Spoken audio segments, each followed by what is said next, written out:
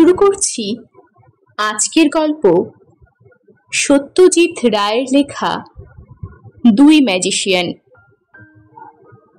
5, 6, 7, 8, 9, 10, 11। সুরপতি ট্রাকগুলো গুনে নিয়ে অ্যাসিস্ট্যান্ট অনিলের দিকে ফিরে বলল, ঠিক আছে, দাও, গাড়ি পাঠিয়ে দাও সব ব্রেক ভ্যানে। আর মাত্র 25 মিনিট।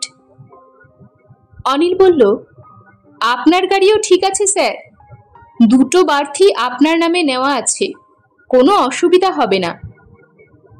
তারপর মুচকি হেসে বলল, গার্ড সাহেবও আপনার একজন ভক্ত, নিউ এম্পায়ারে দেখেছেন আপনার শো। এই যে স্যার, আসুন এদিকে।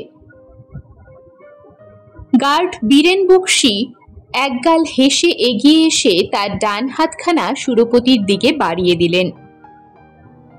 আসুন স্যার, যে হাতের সাফাই দেখে এত আনন্দ পেয়েছি সেই হাত একবারটি শেক করে নিজেকে কৃতার্থ করি। সুরপতি মণ্ডলের 11টি ট্রাঙ্কের যে কোনো একটির দিকে চাইলেই তার পরিচয় পাওয়া যায়। মন্ডলস মিরাকলস কথাটা পরিষ্কার বড় বড় অক্ষরে লেখা প্রতিটি ট্রাঙ্কের পাশে এবং ঢাকনার উপর। এর বেশি আর পরিচয়ের দরকার নেই, কারণ ঠিক 2 মাস আগেই কলকাতার নিউ এম্পায়ার থিয়েটারে মণ্ডলের জাদুবিদ্যার প্রমাণ পেয়ে দর্শক বারবার করধ্বনি করে তাদের বাহবা জানিয়েছেন। খবরের কাগজেও প্রশংসা হয়েছে প্রচুর। 1 সপ্তাহের প্রোগ্রাম ভিড়ের ঠেলায় চলেছে 4 সপ্তাহ, তাও যেন লোকের আশ মেটেনি। থিয়েটারের কর্তৃপক্ষের অনুরোধেই মণ্ডলকে কথা দিতে হয়েছে যে বড়দিনের ছুটিতে আবার শো করবে সে। কোনো অসুবিধে হলে বলবেন স্যার। গার্ড সাহেব সুরপতিকে তার কামরায় তুলে দিলেন। সুরপতি এদিকে ওদিকে দেখে নিয়ে একটা স্বস্তির নিঃশ্বাস ফেলল। বেশ কামরা। আচ্ছা স্যার, তাহলে অনেক ধন্যবাদ। গার্ড চলে যাবার পর সুরপতি তার বেঞ্চের কোণে জানলার পাশটায় ঠেস দিয়ে বসে পকেট থেকে 1 প্যাকেট সিগারেট বার করল। এই বোধহয় তার বিজয় অভিযানের শুরু। উত্তরপ্রদেশ, দিল্লি, আগ্রা, এলাহাবাদ, কাশী, লখনৌ, এ যাত্রা এই কটি। তারপর আরো কত প্রদেশ পড়ে আছে, কত নগর, কত উপনগর। আর শুধু কি ভারতবর্ষই, তার বাইরেও যে জগৎ রয়েছে একটা বিরাট বিস্তীর্ণ জগৎ। বাঙালি বলে কি আর অ্যাম্বিশন নেই? সুরপতি দেখিয়ে দেবে। এককালে যে দেশের জাদুকর হুডিনির কথা পড়ে তার গায়ে কাটা দিত, সেই আমেরিকা পর্যন্ত ছড়িয়ে পড়বে তার খ্যাতি। বাংলার ছেলের দৌড় কতখানি তা সে প্রমাণ করবে বিশ্বের লোকের কাছে। যাক না কটা বছর, এ তো সবে শুরু।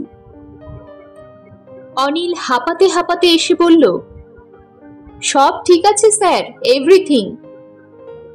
তালাগুলো চেক করে নিয়েছো তো? হ্যাঁ স্যার। গুড। আমি 2টো বগি পরেই আছি। লাইন ক্লিয়ার দিয়েছে? এই দিল বলে। আমি চলি। বর্ধমানে চা খাবেন কি? হলে মন্দ হয় না, আমি নিয়ে আসবো খন।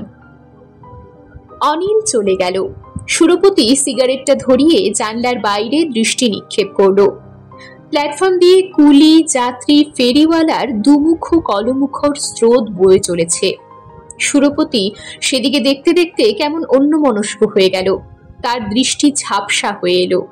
স্টেশনের কোলাহল মিলিয়ে এলো। মনটা তার চলে গেল অনেক দূরে, অনেক পেছনে। এখন তার বয়স 33, তখন 7 কি 8।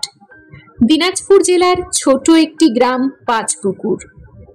শরতের এক শান্ত দুপুর। এক বুড়ি চটের থলি নিয়ে বসেছে বটতলায় মতি মুদির দোকানের ঠিক সামনে। তাকে ঘিরে ছেলে বুড়োর ভিড়। কত বয়স বুড়ির? 60ও হতে পারে, 90ও হতে পারে। তোবড়ানো গালে অজস্র হিজিবিজি বলি রেখা। হাসলেই সংখ্যায় দ্বিগুণ হয়ে যাচ্ছে, আর ফোকলা দাঁতের ফাঁক দিয়ে কথার খই ফুটছে। ভানুমতির খেল। ভানুমতির খেল দেখিয়েছিল বুড়ি, সেই প্রথম আর সেই শেষ। কিন্তু যা দেখেছিল তার সুরপতি কোনোদিনও ভোলেনি, ভুলবেও না। তার নিজের ঠাকুরমার বয়সও তো 65। ছুঁচে সুতো পরাতে গেলে সর্বাঙ্গ ঠক ঠক করে কাঁপে, আর ওই বুড়ির কোকড়ানো হাতে এত জাদু। চোখের সামনে, নাকের সামনে, হাত দু হাতের মধ্যে জিনিসপত্র সব ফুসমন্তরে উধাও করে দিচ্ছে, আবার পরক্ষণেই ফুসমন্তরে বার করে দিচ্ছে টাকা, মার্বেল, লাট্টু, সুপারি, পেয়ারা। কালু কাকার কাছ থেকে একটা টাকা নিয়ে বুড়ি ভ্যানিশ করে দিলে, তাতে কাকার কি রাগ আর তম্বি। তারপর খিলখিল হাসি হেসে বুড়ি যখন আবার সেটি বার করে ফেরত দিল, তখন কাকার চোখ ছানা বড়া। সুরপতির বেশ কিছুদিন ভালো করে ঘুম হয়নি এই ম্যাজিক দেখে, আর তারপর যখন ঘুমিয়েছে তখনও নাকি মাস কয়েক ধরে মাঝে মাঝে ঘুমের মধ্যে ম্যাজিক ম্যাজিক বলে চেঁচিয়ে উঠেছে। এরপরে গায়ে যখনই মেলা টেলা বসেছে, সুরপতি ম্যাজিক দেখার আশায় ধাওয়া করেছে সেখানে, কিন্তু তেমন অবাক করা কিছুই আর চোখে পড়েনি। 16 বছর বয়সে সুরপতি চলে আসে কলকাতার বিপ্রদাস স্ট্রিটে কাকার বাড়িতে থেকে ইন্টারমিডিয়েট পড়বে বলে। কলেজের বইয়ের সঙ্গে পড়া চলছিল ম্যাজিকের বইয়ের। কলকাতায় আসার 2-1 মাসের মধ্যেই সুরপতি সেসব বই কিনে নিয়েছিল, আর কেনার কিছুদিনের মধ্যেই বইয়ের সব ম্যাজিকই তার শেখা হয়ে গিয়েছিল। তাসের প্যাকেট কিনতে হয়েছিল অনেকগুলো। ঘন্টার পর ঘন্টা তাস হাতে নিয়ে আয়নার সামনে দাঁড়িয়ে ম্যাজিক অভ্যেস করতে হয়েছিল তাকে। কলেজের সরস্বতী পুজোয়, বন্ধু বান্ধবের জন্মদিনে সুরপতি এসব ম্যাজিকই মাঝে মাঝে দেখাতো। সে যখন 2nd ইয়ারে পড়ে, তখন তার বন্ধু গৌতমের বোনের বিয়েতে তার নিমন্ত্রণ হয়। সুরপতির ম্যাজিক শেখার ইতিহাসে এটা একটা স্মরণীয় দিন, কারণ এই বিয়ে বাড়িতেই তার প্রথম দেখা হয় ত্রিপুরা বাবুর সঙ্গে। সুইনহ স্ট্রিটের বিরাট বিরাট বাড়ির পেছনের মাঠে শামিয়ানা পড়েছে। তারই এক কোণে একটা ফরাসে অতিথি অভ্যাগত পরিবেষ্টিত হয়ে বসে আছেন ত্রিপুরাচরণ মল্লিক। হঠাৎ দেখলে নেহাত নগণ্য লোক বলেই মনে হয়। বছর 48 বয়স, কোকড়ানো টেরিকাটা চুল, হাসি হাসি মুখ, ঠোঁটের দুকোণে পানের দাগ। রাস্তায় ঘাটে এরকম কত লোক দেখা যায় তার ইয়ত্তা নেই, কিন্তু তার ঠিক সামনেই ফরাসের উপর যে কাণ্ডটা ঘটছে সেটা দেখলে লোকটির সম্বন্ধে মত পাল্টাতে হয়। সুরপতি প্রথমে নিজের চোখকে বিশ্বাসই করতে পারেনি। একটা রূপোর আধুলি গড়িয়ে গড়িয়ে 3 হাত দূরে রাখা একটি সোনার আংটির কাছে গেল। তারপর আংটিটাকে সঙ্গে নিয়ে আবার গড়গড়িয়ে ত্রিপুরা বাবুর কাছেই ফিরে এলো। সুরপতি এতই হতভম্ব যে তার হাততালি দেবার সামর্থ্য নেই। এদিকে পর মুহূর্তেই আবার আরেক তাজ্জব জাদু। গৌতমের জ্যাঠামশাই ম্যাজিক দেখতে দেখতে চুরুট ধরাতে গিয়ে তার দেশলাইয়ের কাঠি সব বাক্স থেকে মাটিতে ফেলে বসলেন। তাকে উপর হতে দেখে ত্রিপুরাবাবু বললেন, আপনি আর কষ্ট করে ওগুলো তুলছেন কেন স্যার? আমাকে দিন, আমি তুলে দিচ্ছি। তারপর কাঠিগুলো ফরাসের এক কোণে স্তূপ করে রেখে নিজের বাঁ হাতে বাক্সটা নিয়ে ত্রিপুরাবাবু ডাকতে লাগলেন, আ তু তু তু আ আ আ। আর কাঠিগুলো ঠিক পোষা বেড়াল কুকুর মতোই একে একে গুটি গুটি এসে বাক্সের ভিতর ঢুকে যেতে লাগলো। সেই রাত্রে খাওয়া দাওয়ার পর সুরপতি ভদ্রলোককে একটু একা পেয়ে তার সঙ্গে আলাপ করলেন। সুরপতির ম্যাজিকে আগ্রহ দেখে ভদ্রলোক খুবই অবাক হন। বলেন, বাঙালিরা ম্যাজিক দেখেই খালাস, দেখাবার লোক তো কই বড় একটা দেখি না। তোমার এদিকে ইন্টারেস্ট দেখে আমি সত্যি অবাক হচ্ছি। এর 2 দিন পরই সুরপতি ত্রিপুরা বাবুর বাড়ি যায়। বাড়ি বললে ভুল হবে, মির্জাপুর স্ট্রিটের একটি মেস বাড়ির একটি জীর্ণ ছোট্ট ঘর। অভাব অনটনের এমন স্পষ্ট চেহারা সুরপতি আর দেখেনি। ভদ্রলোক সুরপতিকে তার জীবিকার কথা বলেছিলেন। 50 টাকা করে ম্যাজিক দেখানোর ফি তার। মাসে 2টো করে বায়না জোটে কিনা সন্দেহ। চেষ্টায় হয়তো আরো কিছু একটা হতে পারত, কিন্তু সুরপতি বুঝেছিল ভদ্রলোকের সে চেষ্টাই নেই। এত গুণী লোকের এমন অ্যাম্বিশনের অভাব হতে পারে সুরপতি তা ভাবতে পারেনি। এর উল্লেখ করাতে ভদ্রলোক বললেন, কি হবে, ভালো জিনিসের কদর করবে কেউ এ পোড়া দেশে? কটা লোক সত্যিকারের আর্ট বোঝে?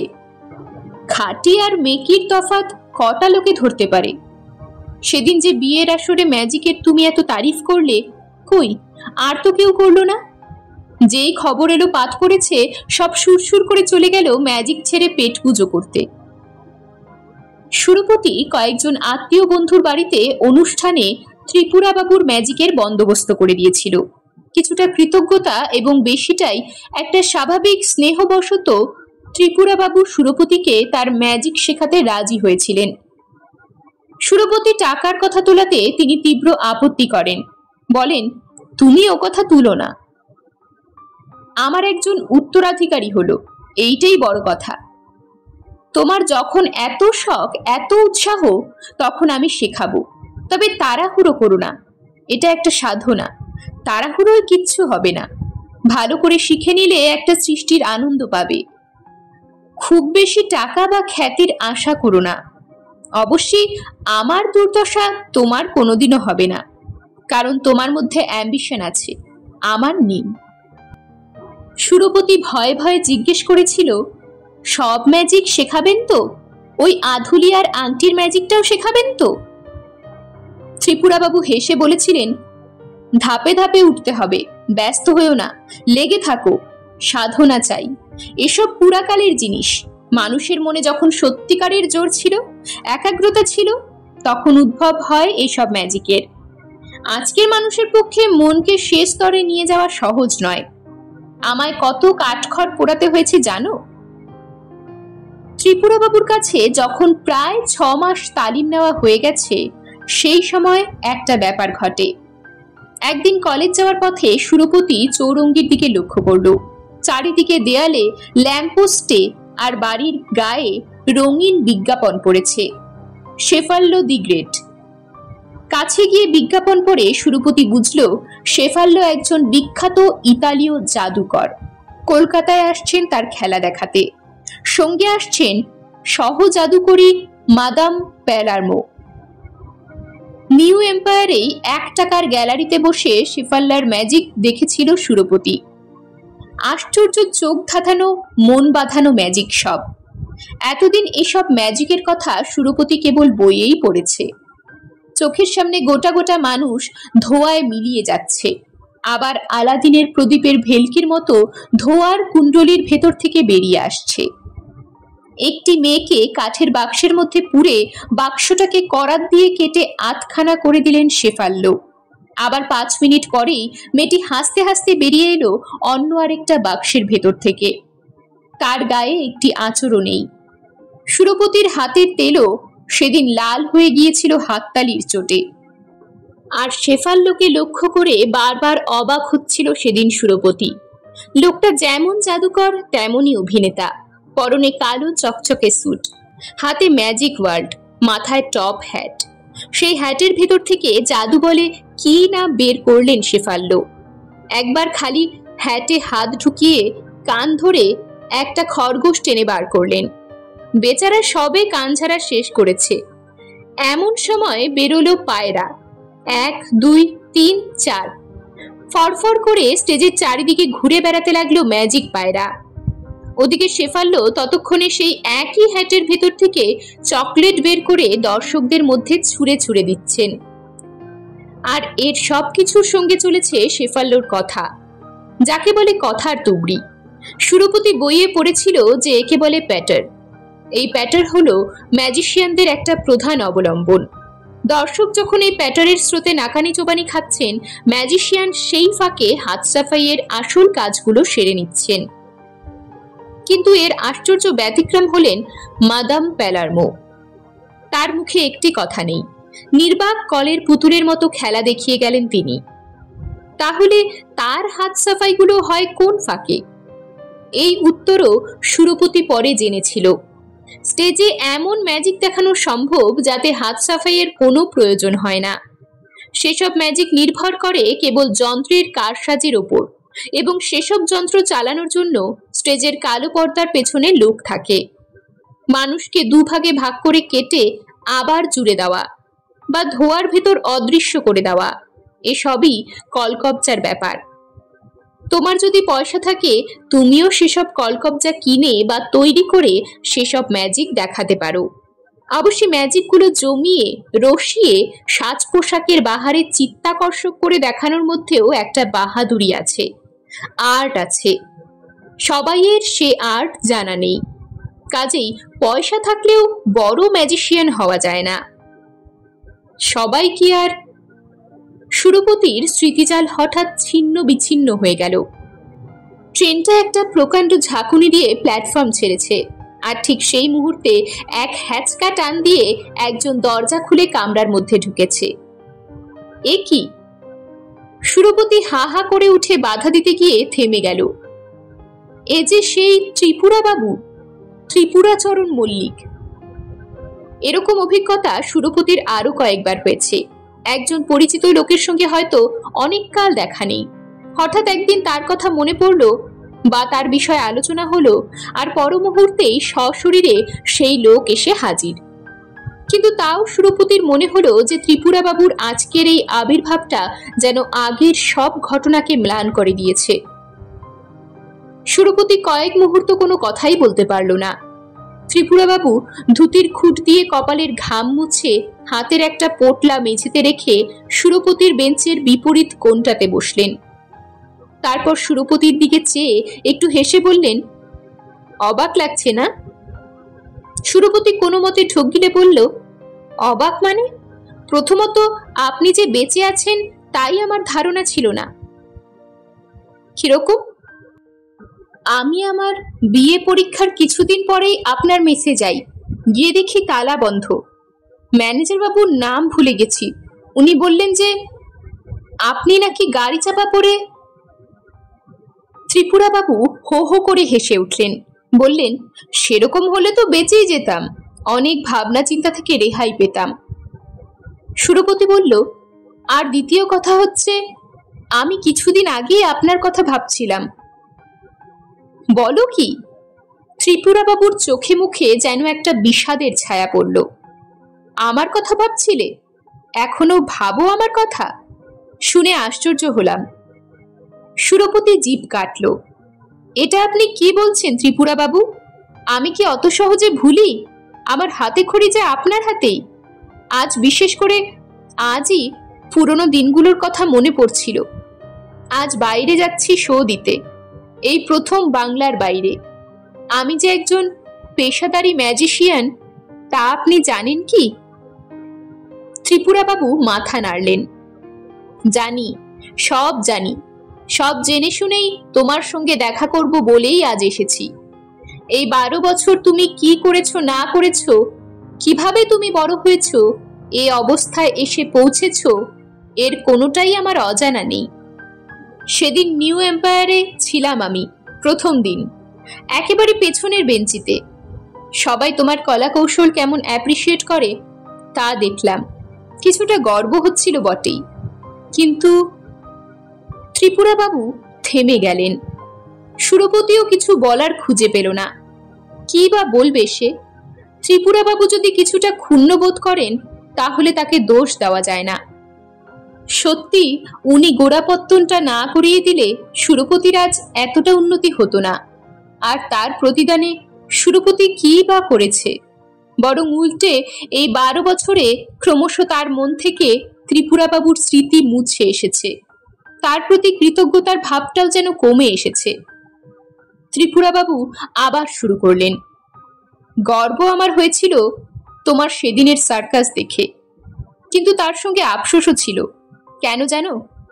তুমি যে রাস্তা বেছে নিয়েছো সেটা খাঁটি ম্যাজিকের রাস্তা নয়। তোমার ব্যাপারটা অনেকখানি লোক ভুলানো রং তামাশা, অনেকখানি যন্ত্রের কৌশল, তোমার নিজের কৌশল নয়। অথচ আমার ম্যাজিক মনে আছে তোমার? সুরপতি ভোলেনি, কিন্তু সেই সঙ্গে এও মনে হচ্ছিল তার যে ত্রিপুরা বাবু যেন তার সেরা ম্যাজিকগুলো তাকে শেখাতে দ্বিধা বোধ করতেন। তিনি বলতেন, এখনো সময় লাগবে। সেই সময় আর কোনোদিন আসেনি। তার আগেই এসে পড়ল শেফাল্লো। শেফাল্লোর জায়গায় নিজেকে কল্পনা করে সে অনেক স্বপ্নজাল বোনে। দেশে দেশে ম্যাজিক দেখিয়ে রোজগার করবে, নাম করবে, লোককে আনন্দ দেবে, লোকের হাততালি পাবে, বাহবা পাবে। ত্রিপুরাবাবু অন্যমনস্কভাবে জানলা দিয়ে বাইরে চেয়ে আছেন। সুরপতি তাকে একবার ভালো করে দেখল। ভদ্রলোককে সত্যি দুস্থ বলে মনে হচ্ছে। মাথার চুল প্রায় সমস্ত পেকে গেছে, গালের চামড়া আলগা হয়ে এসেছে, চোখ ঢুকে গেছে কোটরের ভেতরে। কিন্তু চোখের দৃষ্টি কি ম্লান হয়েছে কিছু? মনে তো হয় না। আশ্চর্য তীক্ষ্ণ চাহনি ভদ্রলোকের। ত্রিপুরাবাবু একটা দীর্ঘশ্বাস ফেলে বললেন, অবশ্যই তুমি কেন এ পথ বেছে নিয়েছ জানি। আমি জানি তুমি বিশ্বাস করো হয়তো আমি তার জন্য কিছুটা দায়ী, যে খাঁটি জিনিসের কদর নেই। স্টেজে ম্যাজিক চালাতে গেলে একটু চটক চাই, চাকচিক্য চাই, তাই নয় কি? সুরপতি অস্বীকার করল না। শেফাল্লো দেখার পর থেকেই তার এ ধারণা হয়েছিল। কিন্তু জাঁকজমক মানেই কি খারাপ? আজকাল দিনকাল বদলেছে। বিয়ের আসরে ফরাসের ওপর বসে ম্যাজিক দেখিয়ে কি বা রোজগার করবে তুমি? আর কেই বা জানবে তোমার নাম? ত্রিপুরাবাবুর অবস্থাটা তো সে নিজের চোখেই দেখেছে। খাঁটি ম্যাজিক দেখাতে গিয়ে যদি মানুষের পেট না চলে, তো সেই ম্যাজিকের সার্থকতা কোথায়? সুরপতি ত্রিপুরাবাবুকে শেফাল্লোর কথা বলল। যে জিনিস হাজার হাজার দর্শক দেখে আনন্দ পাচ্ছে, তারিফ করছে, তার কি কোনো সার্থকতা নেই? খাঁটি ম্যাজিক তো সুরপতি অশ্রদ্ধা করছে না, কিন্তু সে পথে কোনো ভবিষ্যৎ নেই। তাই সুরপতি এই পথ বেছে নিয়েছে। ত্রিপুরাবাবু হঠাৎ যেন উত্তেজিত হয়ে উঠলেন। বেঞ্চির উপর পা তুলে দিয়ে তিনি সুরপতির দিকে ঝুঁকে পড়লেন। শোনো সুরপতি, তুমি যদি সত্যি বুঝতে পারতে আসল ম্যাজিক কি জিনিস, তাহলে তুমি নকলের পেছনে ধাওয়া করতে না। হাত সাফাই তো ওর শুধু একটা মাত্র অঙ্গ। অবশ্যই তারও যে কত শ্রেণীবিভাগ আছে তার শেষ নেই। যৌগিক ক্রিয়ার মতো সেসব সাফাই মাসের পর মাস, বছরের পর বছর অভ্যেস করতে হয়। কিন্তু এছাড়াও তো আরো কত কি আছে।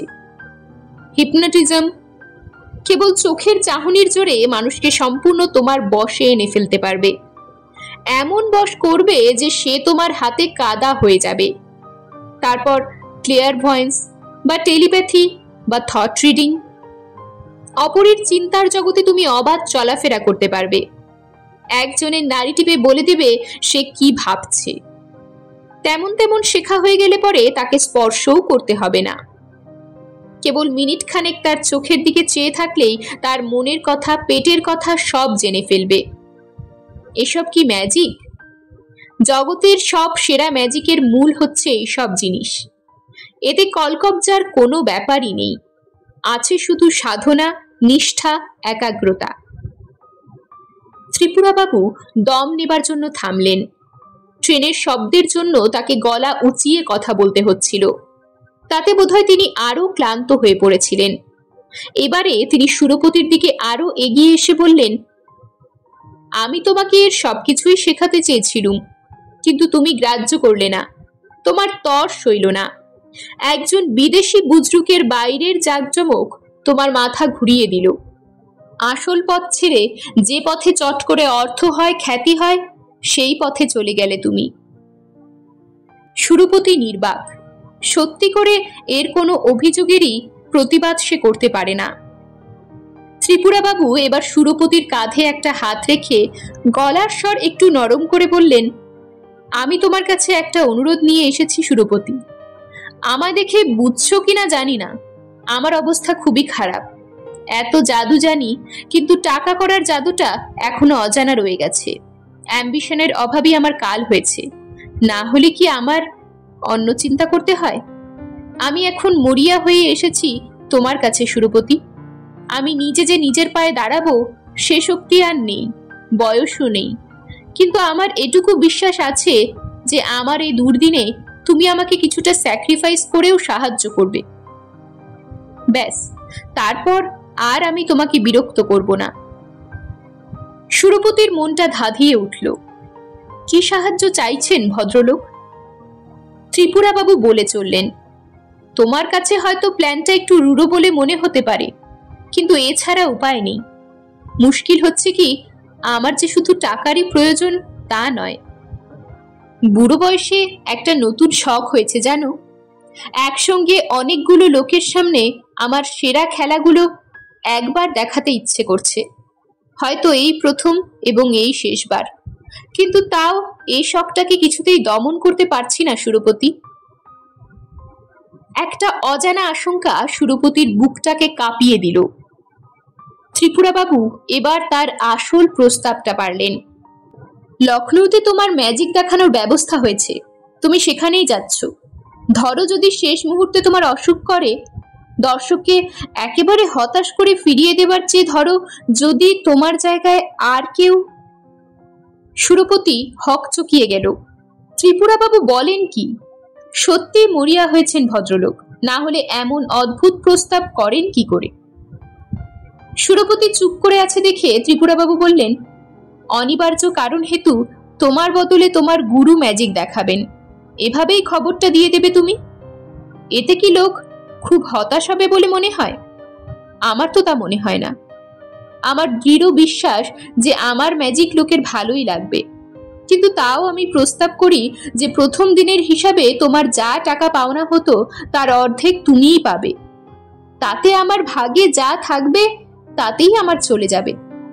তারপর তুমি যেমন চলছো চলো, আমি আর তোমাকে বিরক্ত করব না। কেবল এই একদিনের সুযোগটুকু তোমাকে করে দিতেই হবে সুরপতি।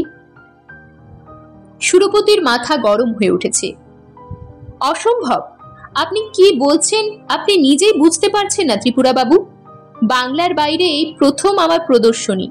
লখনৌয়ের শোয়ের উপর কত কিছু নির্ভর করছে তা আপনি বুঝতে পারছেন না? আমার কেরিয়ারের গোড়াতেই আমি একটা মিথ্যের আশ্রয় নেব? কি করে ভাবছেন আপনি এমন কথা? ত্রিপুরাবাবু স্থির দৃষ্টিতে সুরপতির দিকে চেয়ে রইলেন কিছুক্ষণ। তারপর ট্রেনের শব্দের উপর দিয়ে তার ধীর সংযত কণ্ঠস্বর সুরপতির কানে ভেসে এলো, সেই আধুলি আর আংটির ম্যাজিকের উপর তোমার এখনো লোভ আছে কি? সুরপতি চমকে উঠল, কিন্তু ত্রিপুরাবাবুর চাহনিতে কোনো পরিবর্তন নেই। কেন? ত্রিপুরাবাবু মৃদু হেসে বললেন, তুমি যদি আমার প্রস্তাবে রাজি হও তাহলে আমি তোমায় ম্যাজিকটা শিখিয়ে দেব। যদি এখন কথা দাও তো এখনই, আর যদি না দাও। হুইসেলের বিকট শব্দ করে একটা হাওড়াগামী ট্রেন সুরপতিদের ট্রেনের পাশ দিয়ে বেরিয়ে গেল। তার কামরার আলোয় ত্রিপুরাবাবুর চোখ বারবার ধকধক করে জ্বলে উঠল। আলো আর শব্দ মিলিয়ে গেলে পর সুরপতি জিজ্ঞেস করল, আর যদি রাজি না হই? তাহলে ফল ভালো হবে না সুরপতি। তোমার একটা কথা জানা দরকার, আমি যদি দর্শকের মধ্যে উপস্থিত থাকি তাহলে ইচ্ছে করলে আমি যে কোনো জাদুকরকে অপদস্থ, নাকাল, এমনকি একেবারে অকেজো করে দিতে পারি। ত্রিপুরাবাবু তার কোটের পকেট থেকে একজোড়া তাস সুরপতির দিকে এগিয়ে দিলেন। দেখাও তো দেখি তোমার হাত সাফাই। কঠিন কিছু না, একেবারে প্রাথমিক সাফাই। পেছনের এই গোলামটা সামনের এই তীরের উপর নিয়ে এসো দেখি, হাতের ঝাঁকানিতে। আয়নার সামনে দাঁড়িয়ে 16 বছর বয়সে সুরপতির এই সাফাইটা আয়ত্ত করতে লেগেছিল মাত্র 7 দিন। আর আজ সুরপতি তাস হাতে নিয়ে দেখল তার আঙুল অবশ হয়ে আসছে। শুধু আঙুল নয়, আঙুল, কবজি, কুনুই, একেবারে পুরো হাতটাই অবশ। ঝাপসা চোখে সুরপতি দেখল ত্রিপুরাবাবুর ঠোঁটের কোণে এক অদ্ভুত হাসি। এক অমানসিক তীক্ষ্ণ দৃষ্টিতে চেয়ে রয়েছেন তিনি সুরপতির চোখের দিকে। সুরপতির কপাল ঘেমে গেল, সর্বাঙ্গে একটা কাঁপুনির লক্ষণ অনুভব করল সে। এবার বুঝেছ আমার ক্ষমতা? সুরপতির হাত থেকে তাসের প্যাকেটটা আপনা থেকেই পড়ে গেল বেঞ্চির ওপরে। ত্রিপুরাবাবু তাসগুলো গোছ করে তুলে নিয়ে গম্ভীর গলায় বললেন, রাজি আছো? সুরপতির অসুস্থ অবশ ভাবটা কেটে গেছে। সে ক্লান্ত ক্ষীণ কণ্ঠে জিজ্ঞেস করল, ম্যাজিকটা শেখাবেন তো? ত্রিপুরা বাবু তার ডান হাতের তর্জনী সুরপতির নাকের সামনে তুলে ধরে বললেন, লখনৌয়ের প্রথম শোতে তোমার অসুস্থতা হেতু তোমার পরিবর্তে তোমার গুরু ত্রিপুরাচরণ মল্লিক তার জাদুবিদ্যা প্রদর্শন করবেন, তাই তো? হ্যাঁ তাই। তুমি তোমার প্রাপ্য টাকার অর্ধেক আমাকে দেবে, ঠিক তো? ঠিক। তবে এসো। সুরপতি পকেট হাতড়ে একটা আধুলি আর নিজের আঙ্গুল থেকে পলা বসানো আংটিটা খুলে ত্রিপুরা বাবুকে দিল। বর্ধমানে গাড়ি থামতে চা নিয়ে তার বসের কামরার সামনে এসে অনিল দেখে সুরপতি ঘুমে অচেতন। অনিল একটু ইতস্তত করে একবার স্যার বলে মৃদু শব্দ করতেই সুরপতি ধর্মড়িয়ে উঠে বসল। কি কি ব্যাপার? আপনার চা এনেছি স্যার, ডিস্টার্ব করলুম, কিছু মনে করবেন না। কিন্তু সুরপতি উদ্ভ্রান্ত দৃষ্টিতে কামরার এদিক ওদিক দেখতে লাগলো। কি হলো স্যার? ত্রিপুরা বাবু? ত্রিপুরা বাবু? অনিল হতভম্ব। না না, উনি তো সেই 51-এ বাস চাপা পড়ে। কিন্তু আমার আংটি? কোন আংটি স্যার? আপনার পলাটা তো হাতেই রয়েছে। হ্যাঁ হ্যাঁ, আর সুরপতি পকেটে হাত দিয়ে একটা আধুলি বার করলো। অনিল লক্ষ্য করলো সুরপতির হাত থরথর করে কাঁপছে। অনিল, ভেতরে এসো তো একবার, চট করে এসো। ওই জানলাগুলো বন্ধ করো তো। হ্যাঁ, এইবার দেখো। সুরপতি বেঞ্চির এক মাথায় আংটি আর অন্য মাথায় আধুলিটা রাখলো। তারপর ইষ্টনাম জপ করে যা থাকে কপালে করে স্বপ্নে পাওয়া কৌশল প্রয়োগ করলো আধুলির দিকে, তীব্র সংহত দৃষ্টি নিক্ষেপ করে। আধুলিটা বাধ্য ছেলের মতো গড়িয়ে আংটির কাছে গিয়ে সেটাকে সঙ্গে নিয়ে সুরপতির কাছে গড়িয়ে ফিরে এলো। অনিলের হাত থেকে চায়ের পেয়ালাটা পড়ে যেত যদি না সুরপতি অদ্ভুত হাত সাফাইয়ের বলে সেটাকে পড়ার পূর্ব মুহূর্তেই নিজের হাতে নিয়ে নিত। লখনৌয়ে জাদু প্রদর্শনীর প্রথম দিন পর্দা উঠলে পর সুরপতি মণ্ডল সমবেত দর্শক মণ্ডলীর সামনে উপস্থিত হয়ে তার স্বর্গত জাদুবিদ্যা শিক্ষক ত্রিপুরাচরণ মল্লিকের প্রতি শ্রদ্ধা জ্ঞাপন করল। আজ প্রদর্শনীর শেষ খেলা, যেটাকে সুরপতি খাঁটি দেশি ম্যাজিক বলে আখ্যা দিল, তা হলো আংটি ও আধুলির খেলা। এরকমই আরো সব গল্প পেতে চ্যানেলটিকে সাবস্ক্রাইব করে দেবেন। আর গল্পটি যদি ভালো লেগে থাকে তাহলে লাইক, শেয়ার আর কমেন্ট করে দেবেন।